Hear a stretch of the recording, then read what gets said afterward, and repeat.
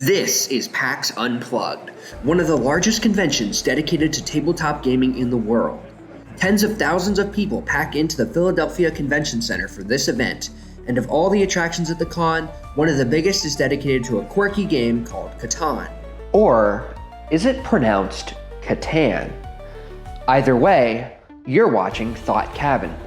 Join me in this 30-year anniversary celebration of the past, present, and future of this iconic game.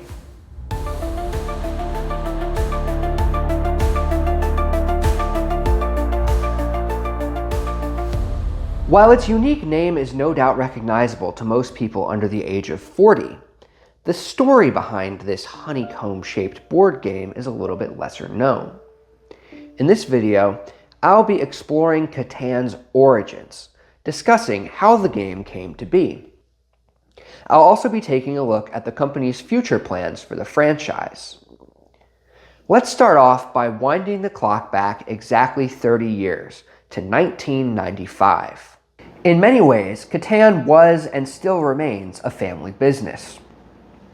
First published under the German name of Der Siedler von Catan by game designer Klaus Teuber, the franchise was later inherited by Teuber's sons, Benjamin and Guido, after their father had passed away in April of 2023. They continue to manage the game and its spin-offs to this day. Today, we are joined by Corey Thompson, who is the co-host of the Board Game Insider podcast, executive producer of Above Board TV YouTube channel, and the owner of the Dice Tower Dish blog. Does that sound like an accurate summary of your credentials?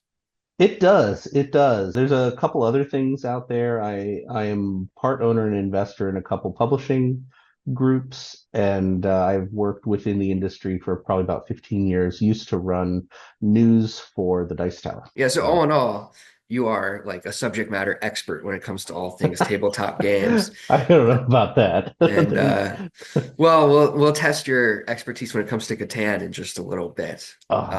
Terrible, man. So thank you again for joining us on this of YouTube course. channel today. This is, of course, a 30th anniversary of Catan video essay I'm doing. We'll be going into the history and the gameplay mechanics and everything like that.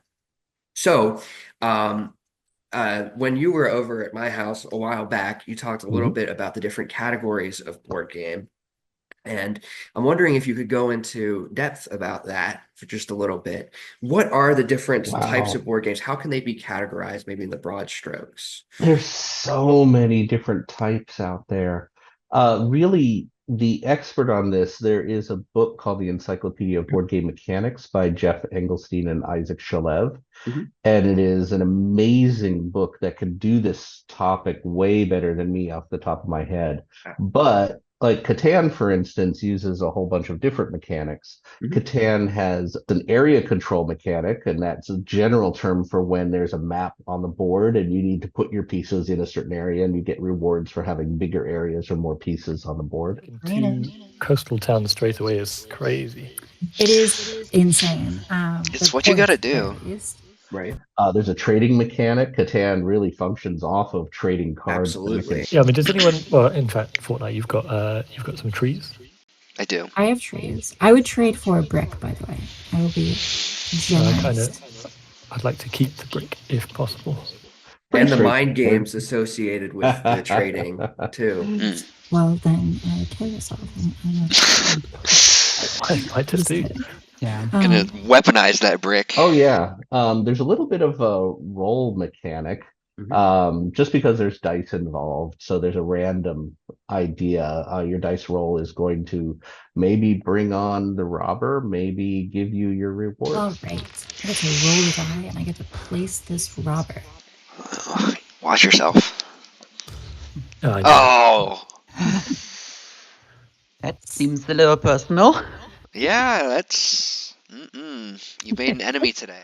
So, but aside from that, other mechanics, there's push your luck mechanics where you might bust, but you need to keep trying more and more and more and more. Getting some brutal rolls, though. You think 6 and 8 would be more common than they have been. There's set collection mechanics, where you collect pieces and pieces of like amounts give you building up abilities. I'll just end my turn. Oh, nice. Oh, beautiful. That's what we like to see.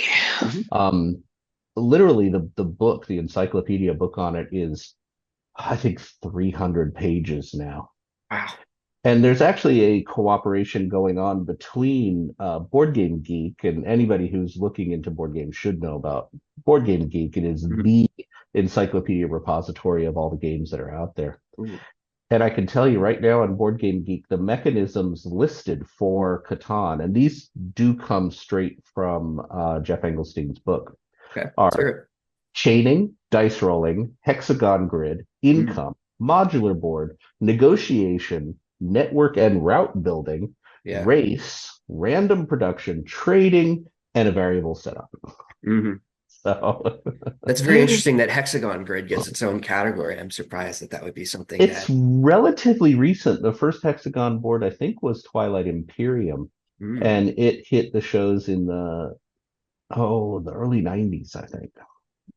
So it just wasn't generally done except in some obscure war games to have a board that was made up of hexagons. I see. Yeah, I'm curious also, have you had any particularly interesting or unique experiences with the game of Catan or any of its various spin-offs that come to mind?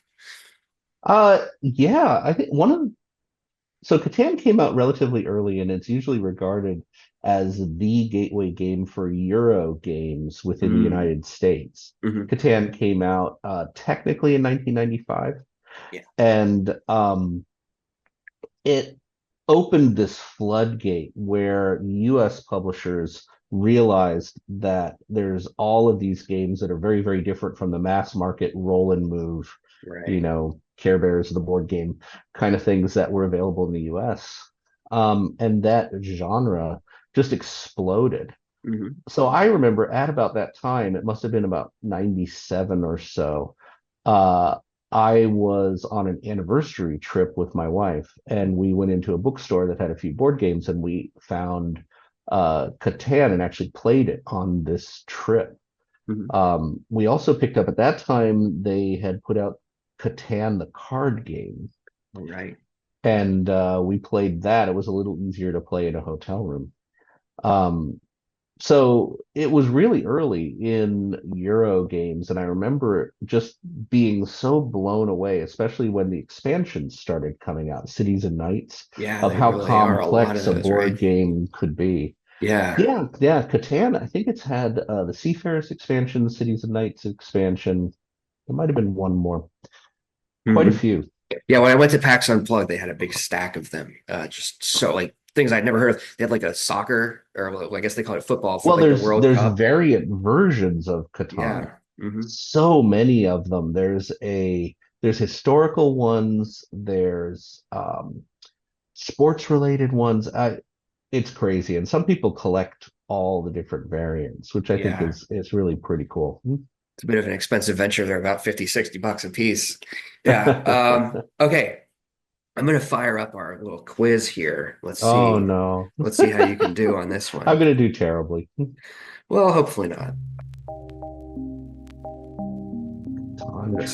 Wow. Right. In what real-life ocean is the fictional land of Catan supposed to be situated? Oh, I thought Catan was originally... Okay. Let's see. Do I tell you, or do I? Yes. Tell me which one. Tell me which one so I can click it.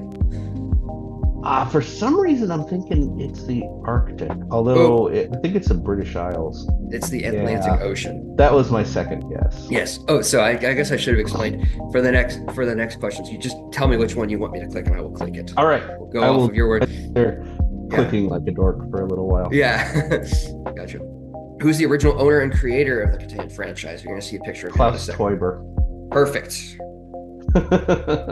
He's sadly passed, and his son Brian has taken over the franchise. It's owned by Asmodee as an independent license. That is very much correct, and that will be a question later, actually, so I'll let you have the answer to that one. I don't know what name Teuber originally had. Maybe I'll see it. I've included a picture of a ghost here because incidentally, in his autobiography, he talks about basically consulting with a ghost to get his ideas. So I'm going to say Legends of Catan.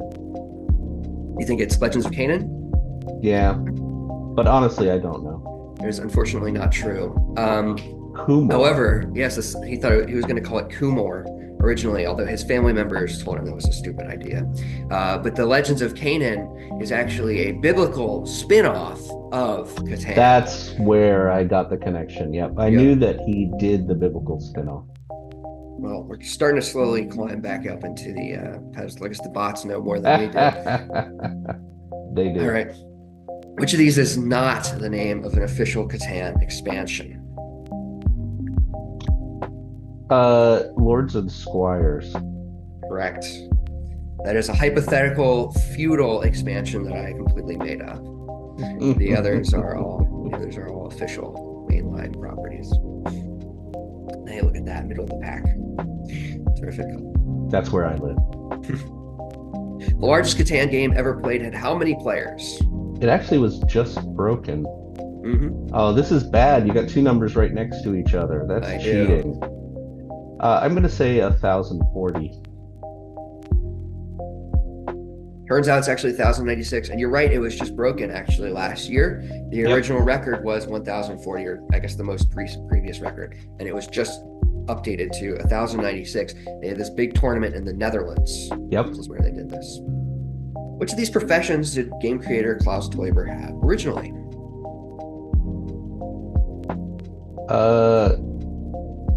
I believe he was a mechanical engineer. Let's see. Afraid not. He was actually a dental technician of all. Dental technician, really? Yes, although Catan was not the first board game he ever created. Yeah. He's a super nice guy. I've met him once or twice. Oh, very cool. Yeah, I saw a Vice interview that he did. It's a shame. I bet if he was still alive, he'd probably be, willing to come on and do something like this. He was super sweet. True or false? I think you'll know the answer. Catan remains a family business, the brand owned to this day by Klaus Teuber's sons. It's kind of a trick question. Both are true because Asmodee owns it as an independent license, but I'm going to say true because Brian still works on correct. Yes. And as far as I've seen, actually, both of his sons serve in some sort of capacity officially for the company. Sure. I think Brian is still the executive owner of the Catan license. Yeah. But the other son is also involved as like a tester and marketer type person. So yeah, I guess I'll stop the recording here, but thank you very much for coming on for this segment of the video. I really appreciate it, Corey. If you want to follow Corey Thompson and his journey through the world of tabletop gaming, I've linked his blog and podcast below. Now, back to Catan. Zullen we ruilen? Dat is goed. Dan heb ik een dorp. Hey, buurvrouw. Ruilen voor het erts? Nou, dacht het niet.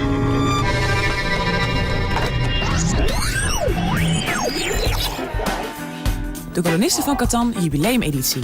Nu in de winkel. If you haven't bought the base game before and are eager to get your hands on a copy, they typically go for between $40 and $50 depending on the retailer. There are many different versions of the game you can purchase though. For instance, if you're an oil baron, agricultural aristocrat, or other member of the landed gentry class with a spare $300 to blow, you can purchase a version of the base Catan game containing all 3D tiles and pieces. If, on the other hand, you find yourself not wanting to spend any money at all, Discord offers a free clone of Catan called Colonist, which you can play with your buddies anytime you want. I've in fact shown some clips of that already. That's just the base game though. If you already own the 4-player version, you can spend another $40 and get an extension that will allow 2 more players to join in on the fun. If you're looking for more variation in gameplay, you can purchase one of the 4 official gameplay expansions, each of which adds new rules and elements to the game. And if you're feeling really adventurous, there are a number of different standalone spin-off games set in such exciting settings as outer space, a cutthroat real estate market, the Roman Empire, and America after the Green New Deal. The developers aren't done yet. This year, in celebration of 30 successful years, they're planning on releasing an official 6th edition of the game, which you can soon find on store shelves, complete with a brand new visual aesthetic. In June, you can expect to find an escape room variant of Catan, although don't ask me how that works. And at this year's Gen Con at the end of the summer, the developers are planning on announcing yet further developments in their franchise. So, although we may be living in unprecedented and crazy times, at least we have that to look forward to. Now, speaking frankly and personally, I really do owe a lot to this silly little tabletop trading game. Some of my fondest memories in undergrad were spent gathered around the honeycomb with my friends, demanding bricks and stone and all the rest, and frankly, it is kind of inspiring to see what started off as a little passion project between a father and his children break into the mainstream in such a big way, and I really do wish nothing but the best in its future success. Anyways, this was my celebration of 30 years of Catan. I really hope you enjoyed, and thank you very, very much for watching. Take care. You have been watching Talk Cabin.